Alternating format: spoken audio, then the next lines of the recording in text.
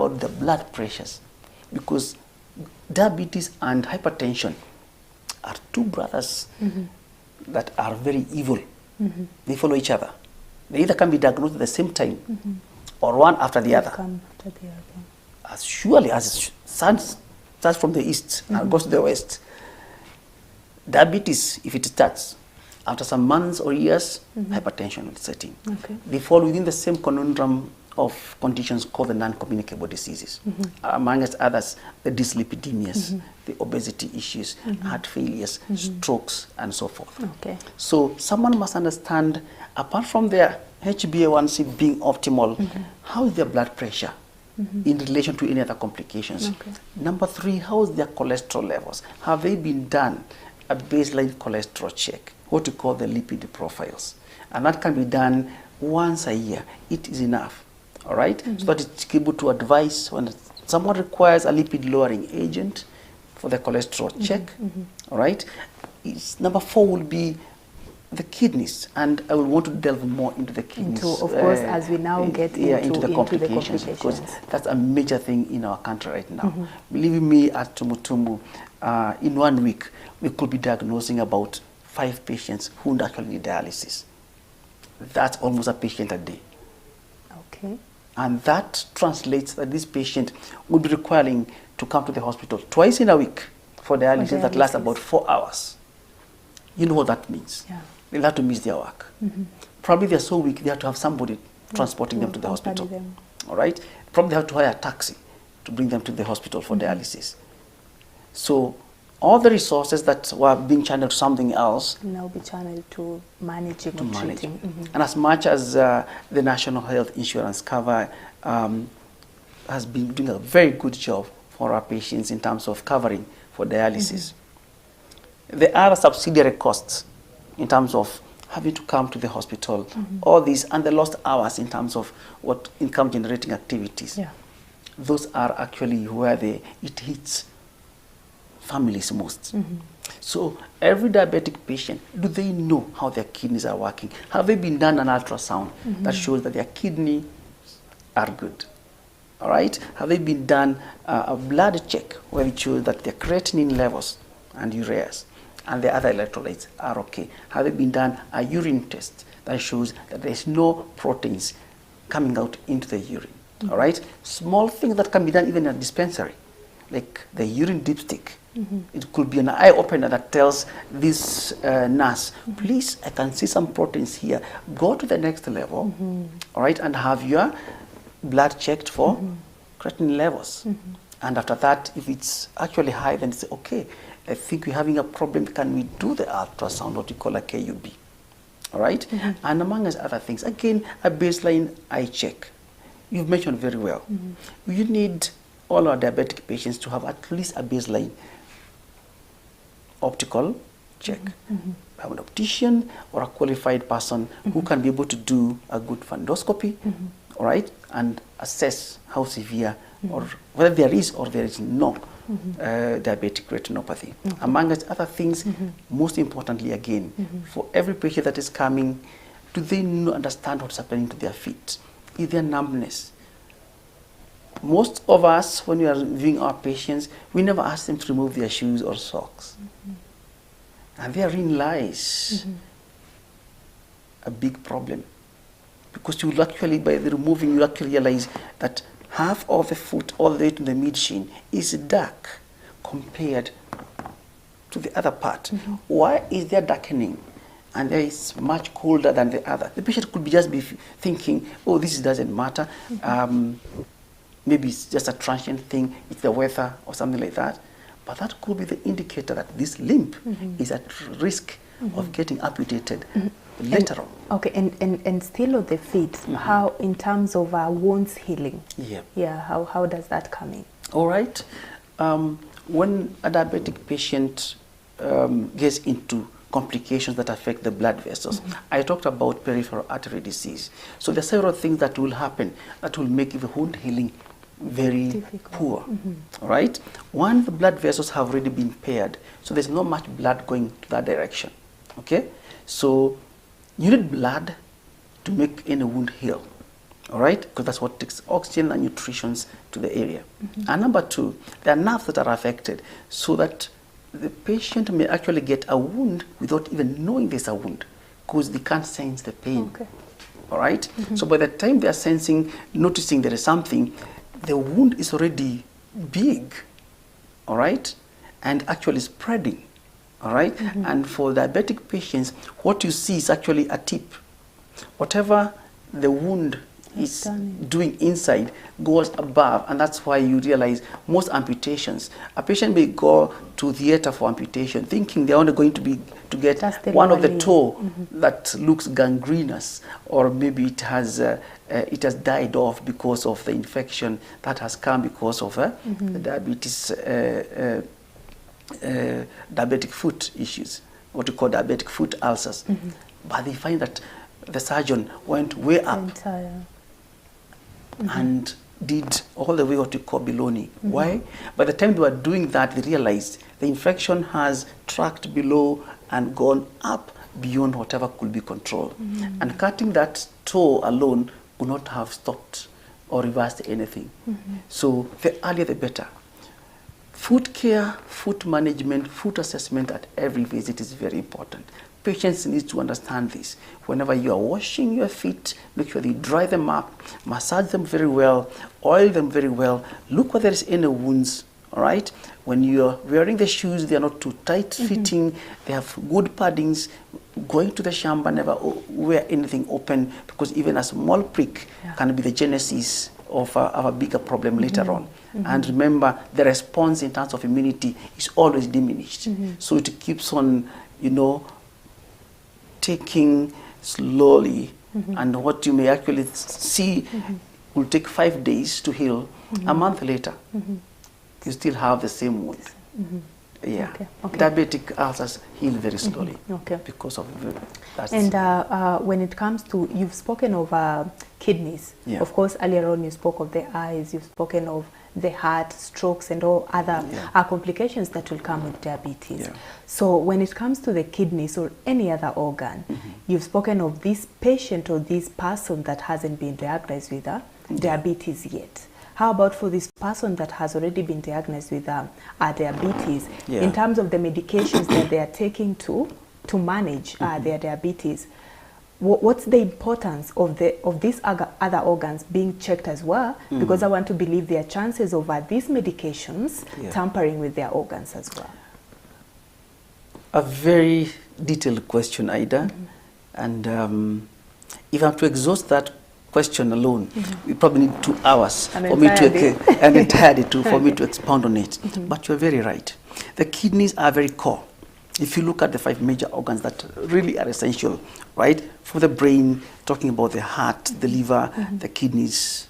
I mean, the kidneys are one of those organs when they don't work. They transmit their weakness, all right? Or their inabilities to other organs. So you'll find the patient has a kidney failure, also gets a heart failure, what we call a cardiorenal syndrome. You find this patient also gets a liver problem, what we call a hepatorenal problem, all right? And among other things, even the lungs get affected, all right? Because when you get a heart problem, so much ingrained on it is the lungs.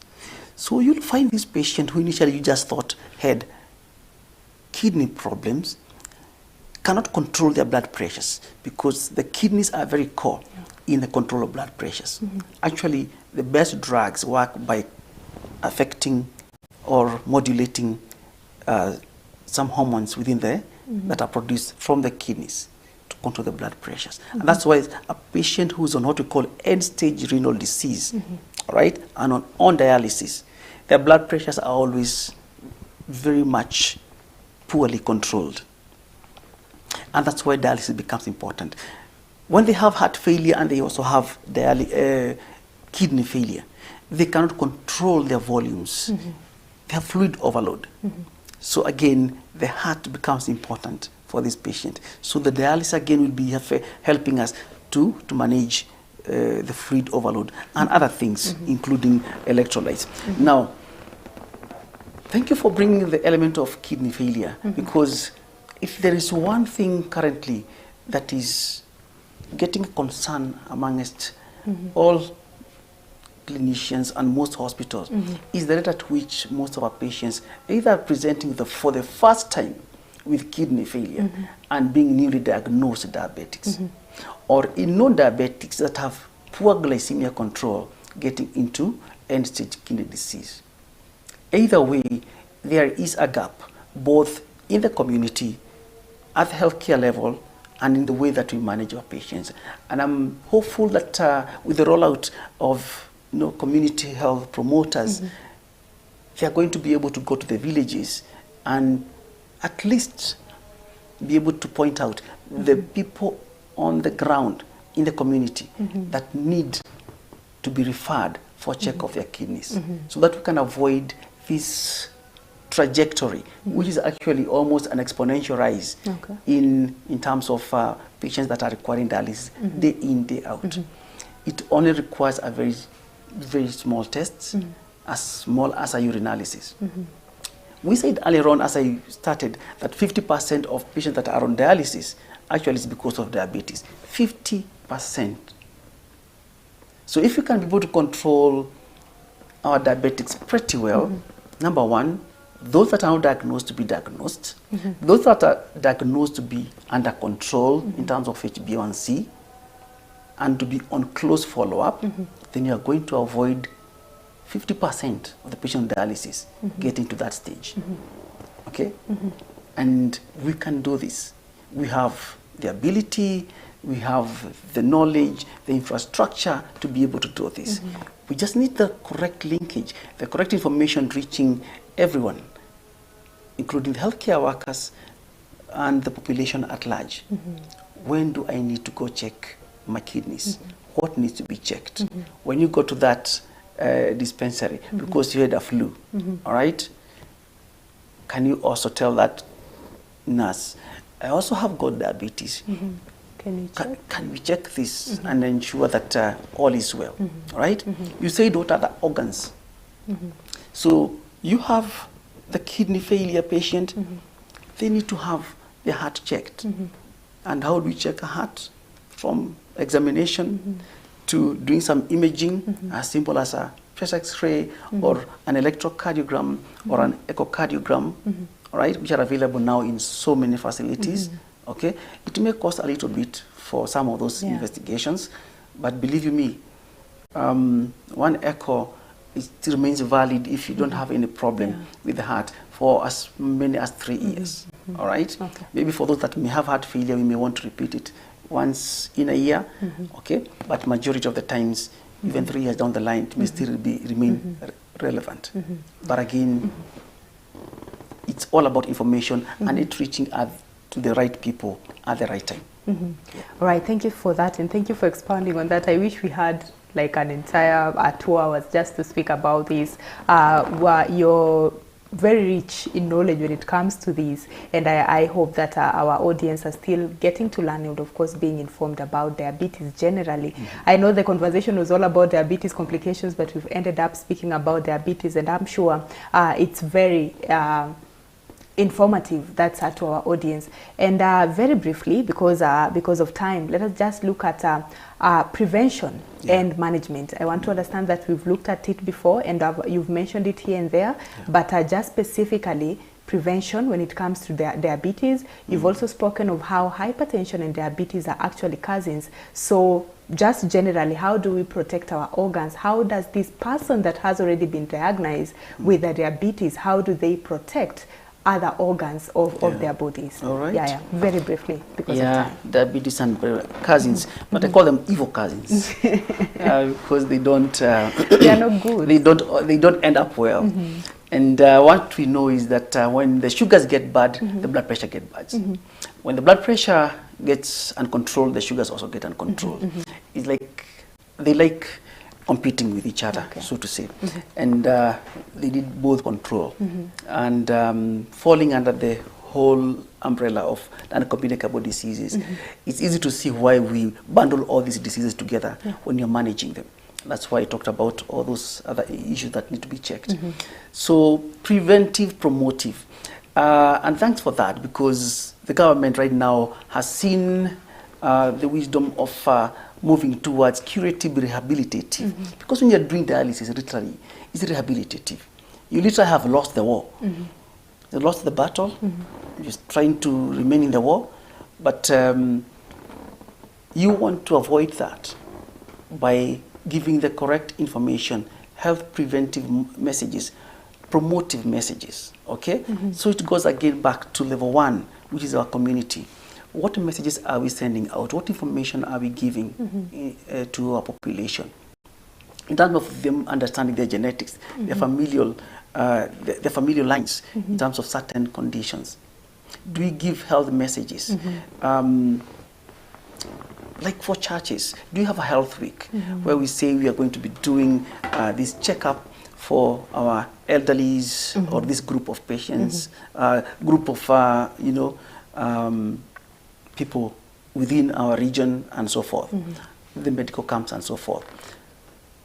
But if you look generally in terms of prevention, it's all about lifestyle.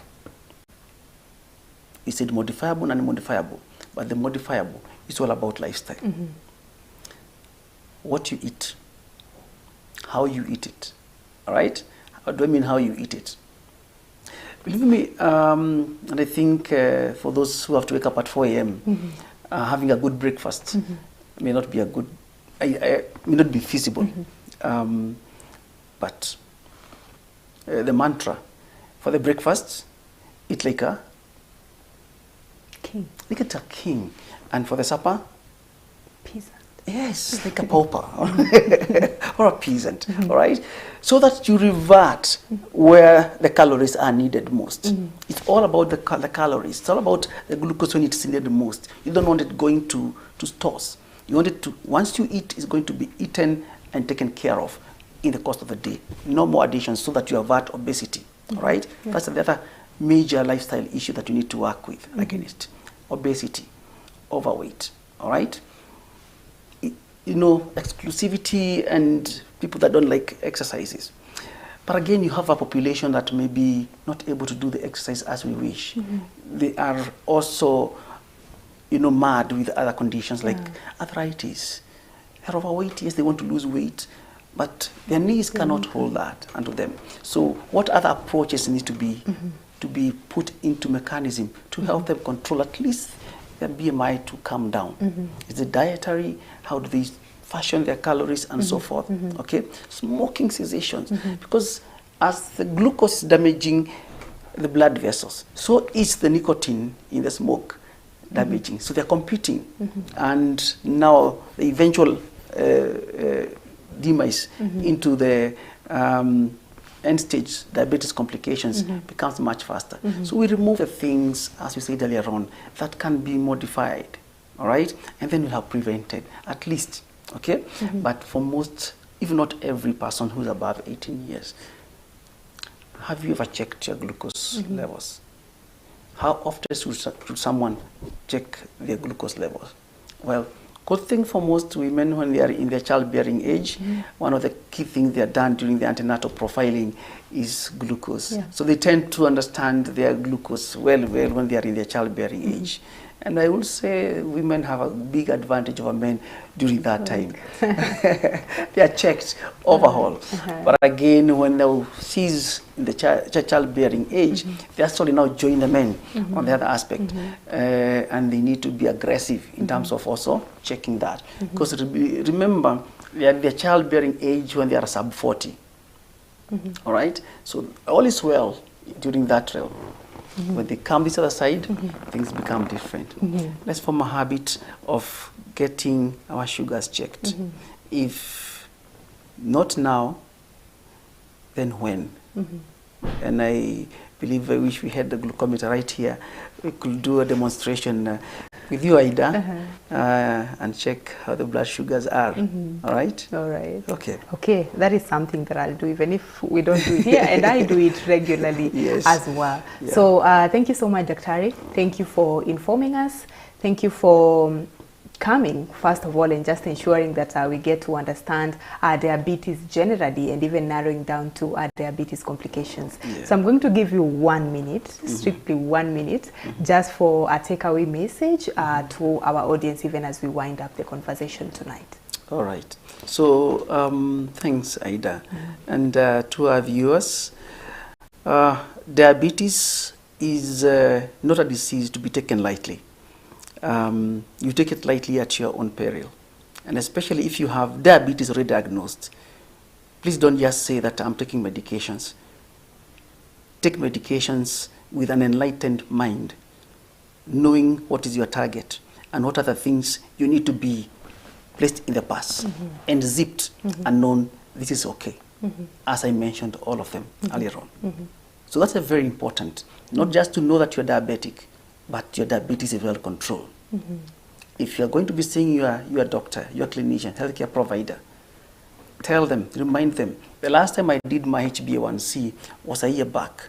I need it to be done right now.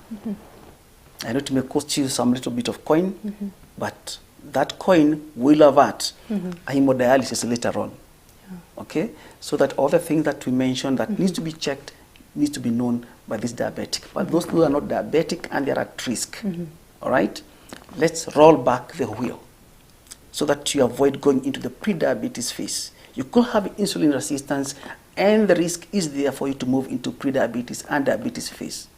But at that phase where you realize you are probably in the glucose intolerance phase, you can roll back the wheel by what we have just mentioned in terms of the preventive health and lifestyle issues, an important element for all of us, okay? And for everyone who also may have any other thing that is not diabetes. Maybe someone has obesity, has hypertension, or has heart failure, or has other condition that is chronic but linked to the non-communicable diseases. Ensure that their glucose levels are always checked. Because all these things again end up recurring within the same person. Yes, yes, what we call the metabolic syndrome. Thank you. Right, thank you so much, Daktari. I wish we had more time to continue discussing this, but I'm glad that you've put it so right and you've informed our audience in terms of diabetes. So thank you so much for your time. And of course, we always look forward to learning from you in terms of other non-communicable diseases as well. Thank you. All right, so that was Dr. John Kaguthi from PCA Tumutumu Hospital, or a family physician at PCA Tumutumu Hospital. And tonight we were looking at diabetes complications, and we've had an opportunity to learn of what exactly diabetes is. We've looked at the signs or the telltale signs of diabetes. We've also looked at the risk factors, and most importantly, we have looked at prevention and management of diabetes. That is for you who has already been diagnosed with diabetes. How can you manage that particular condition? And for that who has not yet or has not been diagnosed with diabetes, how do you prevent yourself from acquiring this particular condition? Earlier on, we also looked at the prevalence of diabetes in Kenya, and of course statistics are showing that the prevalence of diabetes in Kenya is above 3%. And of course, this is a great public health concern. And according to the World Health Organization, is that by 2030, these numbers could rise if nothing is put to place or if nothing happens. So that's up to you to ensure that you're managing diabetes or preventing diabetes for that matter. So thank you so much for tuning in to Health Nuggets. It's always a pleasure to inform you on different matters to do with health. My name is Aida Munzatsi. See you again on the next episode of Health Nuggets. Your health matters. Indeed.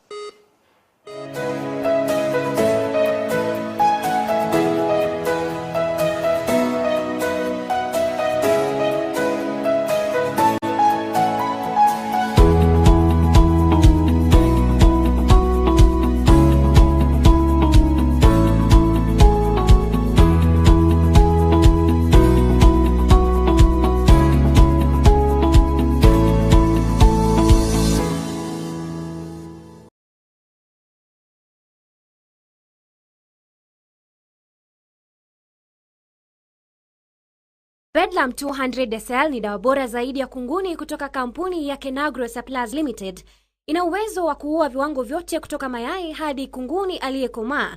Haina harufu wala mwasho na inaweza